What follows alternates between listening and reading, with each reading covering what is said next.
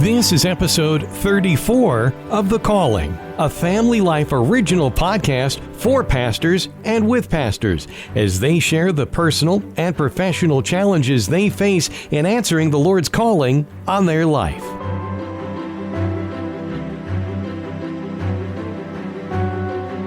All right, latest episode of The Calling, and of all the Calling episodes I've done, I don't think I've ever had anyone I know closer personally than Ben Hamilton, and I'll tell you the background in a second. But how does Pastor Ben Hamilton of Radiant City Church in Boca Raton, Florida, how does that sound to you, Pastor Ben?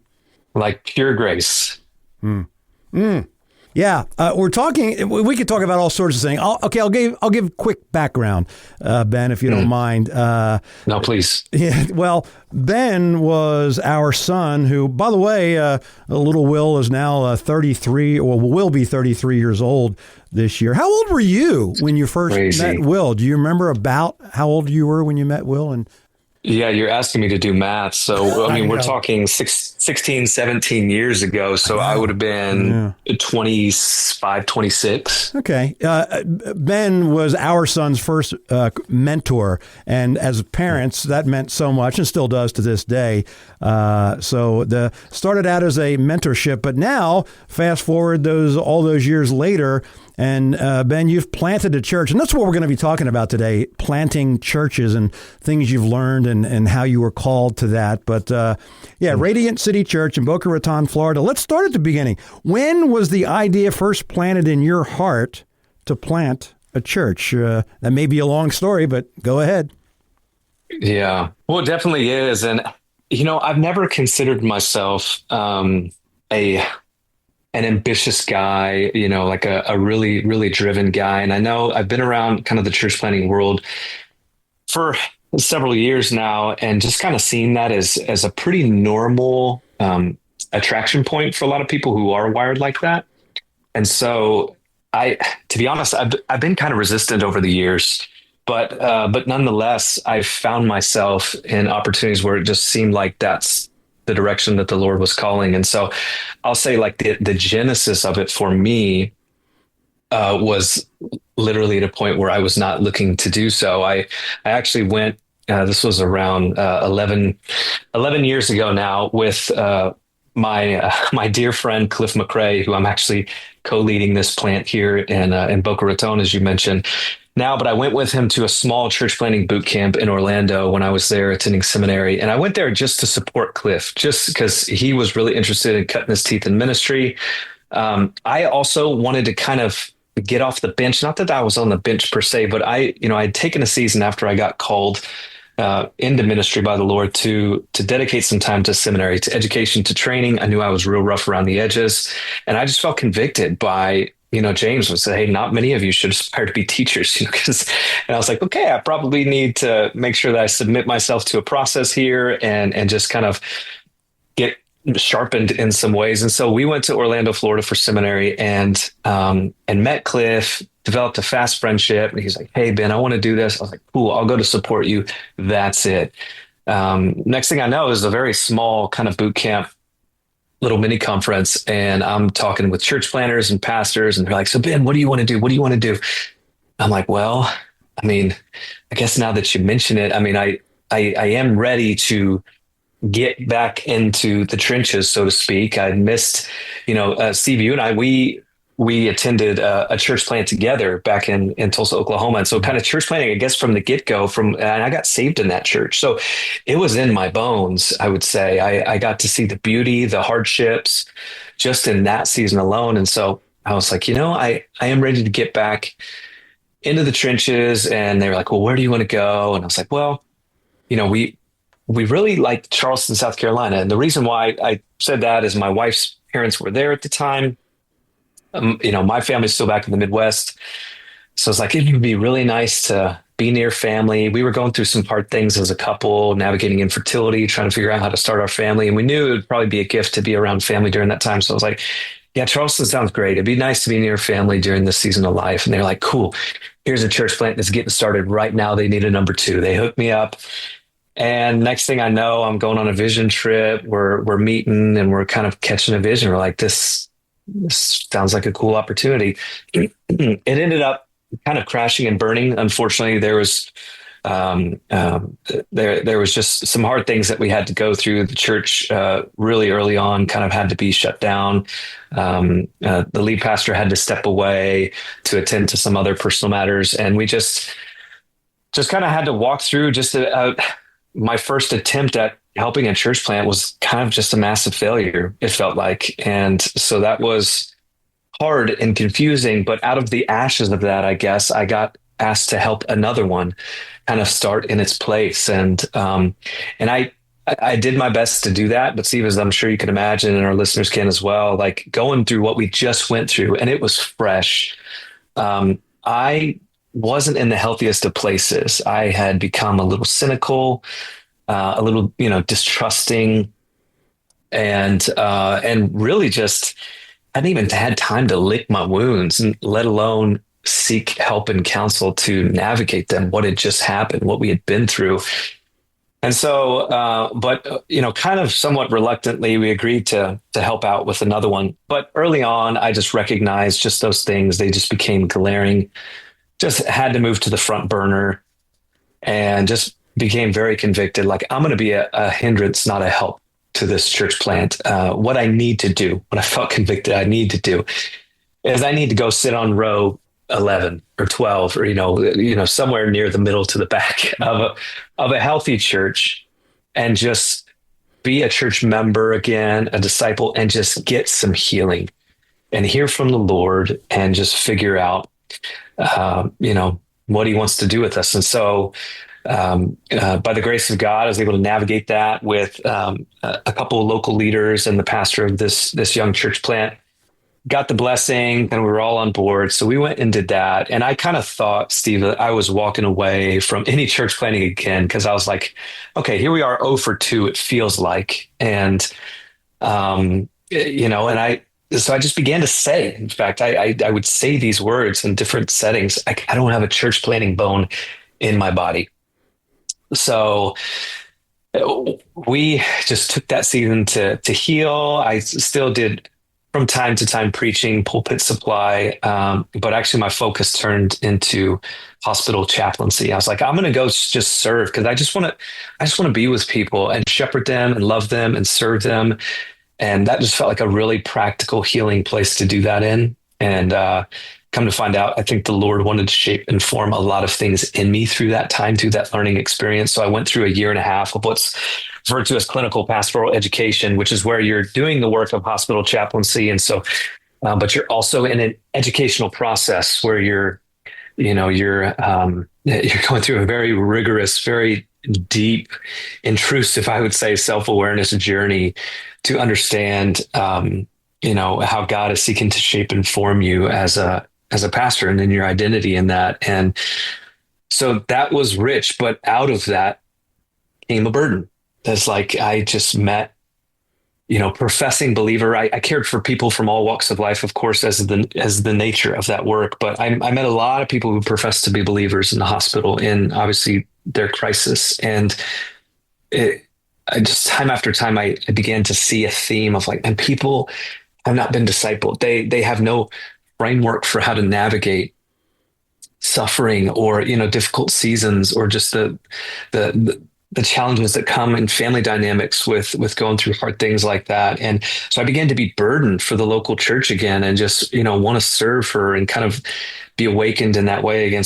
But I was like, okay, well, I want to do that from a different seat this time. I want to do just pastoral care and counseling for a church. And lo and behold, to make that long story short, the Lord led us to City Light Church in Omaha, Nebraska, which just felt like maybe the most unlikely of places that we would want to go, or that the Lord would call us, and yet he did. But the cool thing, and to try to weave this common thread through here, is my dear friend who I mentioned earlier, Cliff McRae, after we had went to Charleston, he actually went to City Light Church in Omaha, because he met the lead pastors at another event. And City Light is this church planting church. They've planted over 20 churches in the last 12 years, and really cool DNA, this beautiful co-lead model. And, God was really on the move. And so my friend Cliff just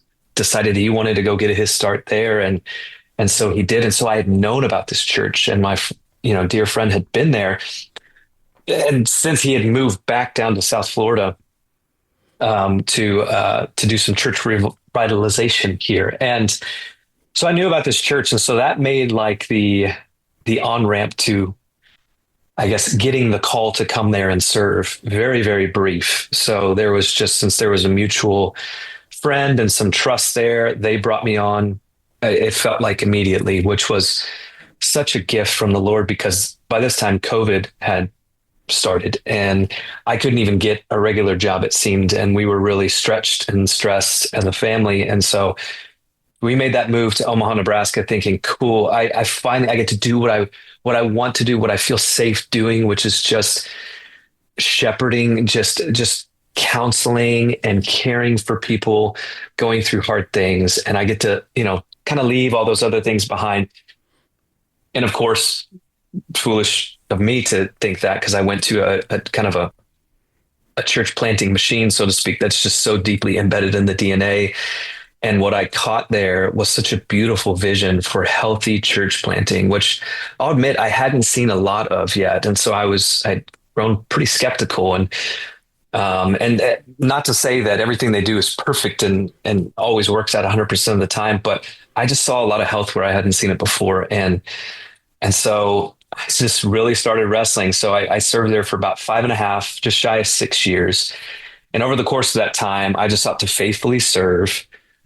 Wasn't in any, eager to do anything else, but the Lord just began to just work on me. And I just, this burden to really pastor, not just in this little box, but to kind of just open it up, so to speak, and to think of the church holistically and as a whole.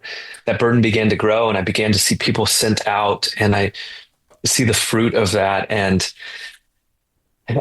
so along the way, Cliff decides to plant here in Boca Raton, plants Radiant City Church. And early on, he becomes in need of a co-lead to come labor alongside him, because he picked up this DNA from City Light, this shared connection that we had. And he started asking and started floating that as a thing we should consider. And, I was reluctant at first, because it was like we had been there 2 years, and I was like, I agreed to serve here for 3 to 5 years. Our family wants that stability. We need that stability after everything we've been through.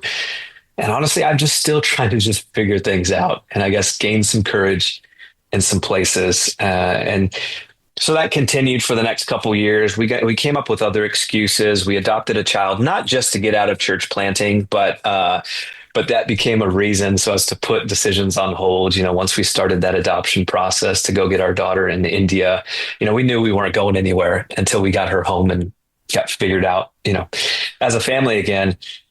So that happens at the end of 2024. We get our little daughter home, and we start acclimating again as a family. She starts attaching to us, and January of 25 rolls around, and Cliff, my buddy, asks again. He's like, Ben, will you come? We need the Hamiltons to come help us plant here in Boca in South Florida. And my heart, Steve, just shifted from standoffish to a literal, why wouldn't we do this? And God had done some things. We could talk forever. I had done some therapy about a year prior to this, and just really had some beautiful experiences through that, and healing moments, and literally a therapist who accused me of running from or burying my gifts. So didn't love hearing that, but she was spot on. And so, see, our hearts just shifted to why wouldn't we do this? And so then became the wrestle of like, okay, this means a lot though. This means leaving behind this beautiful community that we've established, that we've built deep, deep relationships. This means raising support, which, in my 40s with kids, I've never done that before. My church planting experiences leading up to this were so brief that we didn't never even get around to that. And so, that was scary. South Florida, we lived in Florida before, but not this far south. And so there was the unknowns. So all these things, but we just couldn't deny the Lord's hand in orchestrating this, and the thread that had been woven throughout really, my entire life as a Christian, as a follower of Jesus, from the, months just before I met your son, Steve, and then my wife entering the picture, and then our time together at our first church where I was saved, then meeting Cliff and the church planning boot camp and all these things. We were like, okay, God, you're doing something we have to go and see. And so we came, but ultimately we were left with this, like, I think this is what we're supposed to do, and took it back to our elders, our friends back in Omaha, prayed over it, and they blessed us, sent us out, as they have done dozens of times now, as a church. And I couldn't imagine doing this not coming from where we came from, because they have such a culture of sending that, all the things that we were worried about, God just took care of, and we're just stunned. And so we've been here a month, and so we're still, getting our bearings, but we're just so, like, it's just pure grace. As you asked the question to start us, it's just God authoring a story that I could have never authored myself, and he's good. And so we're here trying to get our bearings, trying to serve. Preached my first sermon as pastor of the church, was installed a couple weeks ago, and the Sunday just preached my first sermon. Like, okay, we're here now. There's so much work to be done, and we're so delighted to get to have a hand to the plow with all the folks God is gathering.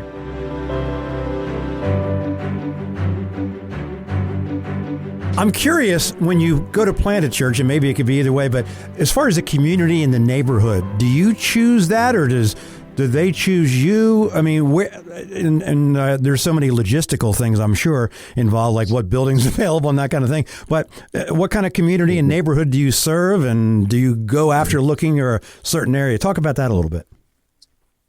Yeah. Now, so I should be clear. So we got here when the church is still, I would say, in kind of its infancy, like very, very, toddler stages. Mm-hmm. But some of that work had already been done for us. Cliff had already kind of been doing that here, just solo. And so he just kind of, obviously in the strength of the Holy Spirit, but also, he is that very driven guy. And so he's just been grinding down here. And it's just been, I know, really, really hard, but also really beautiful what he's already been able to build and establish. And so originally the church was launched because this is kind of just the doors that the Lord opened in West Boca, which you could kind of consider that more of like the suburban part of the city. And there just came a shift early on.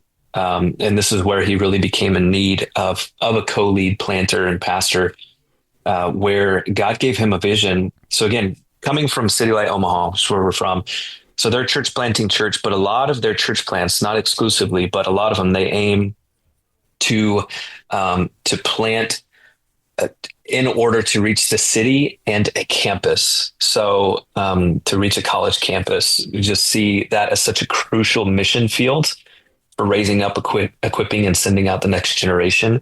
And God has blessed that time and time again. I know the church I came out of in Omaha, we had 600 college students coming weekly to worship Jesus. And we had to go through 3 services just before I left because of college kids. And they were coming at 8 a.m. to worship Jesus. And so it's just like, what? Like, I still don't even like getting up that early. But so Cliff had a vision to reach. So Florida Atlantic University is in Boca Raton and home to 30,000 college students. And it's in the heart of East Boca. So kind of the city center, so to speak.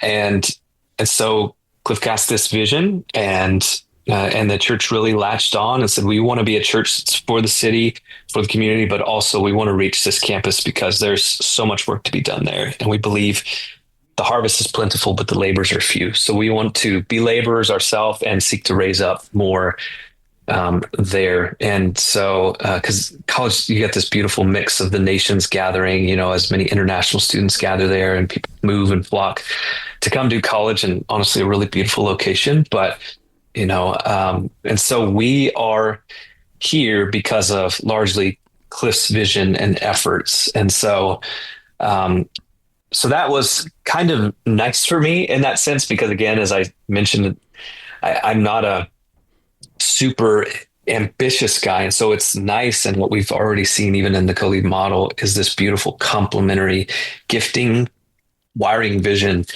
like take place where Cliff is a visionary. And so he's super strategic with that. And then I'm really kind of the depth and stability guy, and we both obviously have the ability, it's not like I lack vision. It's not like he lacks depth, but we were able to play those roles and really kind of sink into those strengths. And so we're meeting in another church's building right now, because as a young church plant, you just kind of have to find where you can go. So the history of the church is we met in a school for a little while, as is common with a lot of church plants, then moved to a comedy club, which was actually a sweet season, believe it or not, even though the place, reeked of alcohol and other things every Sunday morning whenever they would gather. But it really kind of had an interesting missional edge to it. To now we're meeting at another church's building. It's kind of an older congregation, and we meet in their building after they have their service. So they meet at like 10 in the morning on Sunday. We meet at 11:30, and we're about a mile from the campus. And so we've been able to see, launching our college ministry just within the last few months, about 125 to 150 gathering weekly college kids. And we only have about 60 regular adults. And so again, just to speak to like what God is doing on college camps, we need churches planted in rural areas. We need them planted in, cities everywhere. But God is on the move in this next generation in these college campuses. There's just a hunger, a desperation for purpose, for meaning. And obviously we know that to be found in Christ alone. So that's where we are. Well, as we finish up, what I get from all this is a great lesson, I think, for all of us, no matter what God calls us to do. It's like we have our thoughts and plans. Because I've talked to so many pastors who are like, I didn't even want to become a pastor until God called me. And it's like I get this overwhelming burden. And it's like, that's one thing I'm not going to do. And God's plans are better than our plans. His ways are higher than our ways. And what I get from it too, Ben, from what you said, is in the times of the unknown, it's like, I don't know what I want to do. But you did what you know to do. You serve and you sit and you serve, right, and you serve and you sit and you do what you know what to do, and let God take care of the rest. I'm sure you've learned that lesson over and over again, right? Yes. Ben, we could, as you said earlier, we could go on for days talking about things that God has done in your life personally, but I know there's just quickly here at the end, have you talked to a lot of other people who, like, I'm not familiar with church planting as far as, is there a lot of that going on now? Is there a move for that? Is that not? I mean, nationwide, what do you hear? Yeah, well, I mean, with the, and it looks different, right, across denominations, but I think, my experience since coming into the church, getting saved and then being super curious about, God, what are you doing in your local church and, church around the nation and then, globally. I think church planting has always been a thing, but there has seemed to be over the last, couple of decades, just a sense of urgency. And with that, a lot of innovation in terms of different arms of denominations and networks. You think of, oh my goodness, from Acts 29 to Sin Network to, I've got friends in like at the Presbyterian Church to Christian Missionary Alliance. There's others that are kind of, but they all have this Summit Collaborative up in Raleigh, which we're also affiliated with. There is incredible vision in a lot of places, a lot of leaders to plant a lot of churches because, they're needed. You just look at different cities. And if you just Google, like, what is the rate that people are moving to these certain cities? I mean, with that, we need churches planted. There's been so many churches that have died, that have, for whatever reason, dwindled. And so it is a thing. It is a thing. It's expanding everywhere. It seems it's not slowing down. I think, what we all realize is what we're wanting to do. Because Jesus said, that, the time of his return would be dependent on the gospel going forth, throughout all the nations. And so how are we going to accomplish that? It's by sending missionaries. It's by sending church plants. It's by revitalizing churches that are maybe kind of on the decline and bringing in, just new life there. And so revitalization, planting, it's everywhere. And I'm so thankful. And we still need more. All right, Ben Hamilton, Pastor Ben Hamilton, Radiant City Church, Boca Raton, Florida. Ben, I'm assuming that people felt a little tug on their heart during this conversation, and they feel called to help out in one way or another. Prayer is certainly the number one thing, but Radiant City Church website, is there an easy website to find at Radiant City Church, or if they just Google that, they'll find it easily? Yeah. So our website here for the church is radiantcitychurch.org. Mm-hmm. And then we have a site as well, just as we were sent out, where, if people want to hear just more about my experience, we keep a newsletter, and they can also get in contact with me. So that was from, so that is citylightomaha.org /Hamiltons, HAMILTONS. That is our sending side, and where we keep that communication as well. But radiantcitychurch.org, that is our church website. And we'd love to, any way we could collaborate, connect, we're here to serve. So. Well, Ben, continued blessings and our prayers for you and Joy and Eli and Licky and the family. And so glad you're safely down there. And we continue to be thankful for, I know, in the Smith family, for the Hamilton family. So thanks for the time, and continued blessings, my friend. Absolutely. Love you, Steve.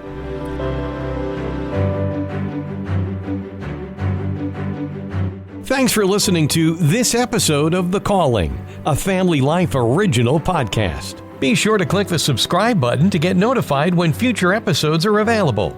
And if you think others will be encouraged by this podcast, you can share it on social media. Family Life's original podcasts, such as the Parable Podcast, Therese Talk, Every Single Journey, If That Makes Sense, 10 Minutes With, and the Rise Up Podcast can be found at Apple Podcasts, Spotify, or FamilyLife.org. Family Life is listener supported, and your faithful partnership makes ministry outreach through podcasts like this possible. Find out more at FamilyLife.org.